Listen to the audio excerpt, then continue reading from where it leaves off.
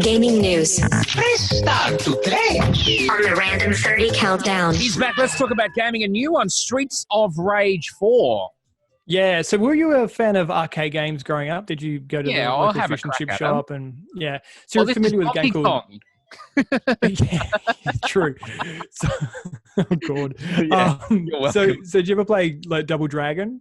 No, I didn't do any right, okay, fighting so- ones. Are they the ones where you got the joystick, you go like that? Yeah. Video So back in the footage day, on listening. in the back in the 90s, probably the most popular style of video game was just side-scrolling beat 'em up. There were other fighting games like Street Fighter, which were also kind of cool. But the side-scrolling beat 'em ups were the games like Double Dragon and Teenage Mutant Ninja Turtles and Vendetta and stuff like that. One of the biggest games in the franchise was a game called Streets of Rage, and it came out on this console. I'm holding it up in the video, by the way, which is the Sega Mega Drive. I had one of those. You'd be impressed. Did you? And so you played Alex Kidd a lot? Yep. So the Sega Mega Drive was one of the best consoles for me growing up, and Streets of Rage was unbelievable because it was a side-scrolling beat 'em up, but it was available on your home console. So, we just didn't get that. Streets of Rage had two successor games as well, so Streets of Rage 2 and 3, and now they've just released Streets of Rage 4. Like now in 2020, like 25 years later. Surely not on the Sega Mega Drive.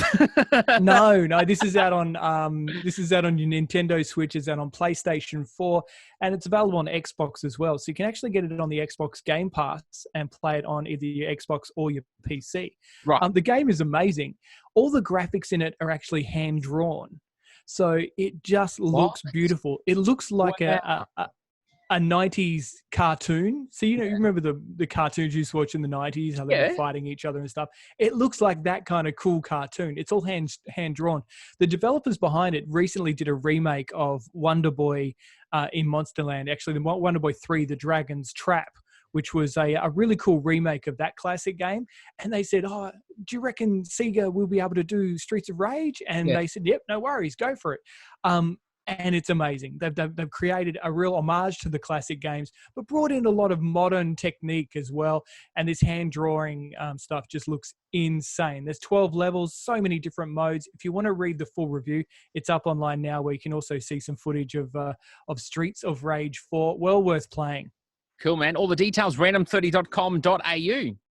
Hey there, thanks so much for watching. Subscribe to our YouTube channel, or you can hit us up on our social media as well at Random30 Countdown. See you next time.